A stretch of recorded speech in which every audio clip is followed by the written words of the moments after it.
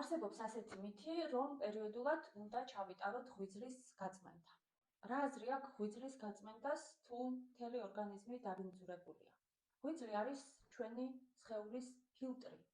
ერთ წუთში ის ასუფთებს 1700 მილილიტრ სისხლს. რა აზრი აქვს ფილტრის გაწმენდას, თუ მთელი ორგანიზმი დაბინძურებულია? მაგალითად, თუ სახლში გაქვთ ონკანი და ამ ონკანში მოდის ბინძური წყალი და გიყენიათ ფილტრი. უმჯობესი არ იქნება თუ წყლის სისუფთავეზე ვიზრუნებთ და არა იმაზე, რომ პერიოდულად ესე წმინდოთ ეს ფილტრი. ასევეა ჩვენი ღვიძლი. უმჯობესია პერიოდულად გაიწმინდოს უჯრედი, უჯრედს შორისი სივრცე, ლიმფური სისტემა, ნაწლავი და ღვიძლი თავისთავად იფუნქციონირებს და იქნება გაწმენდილი.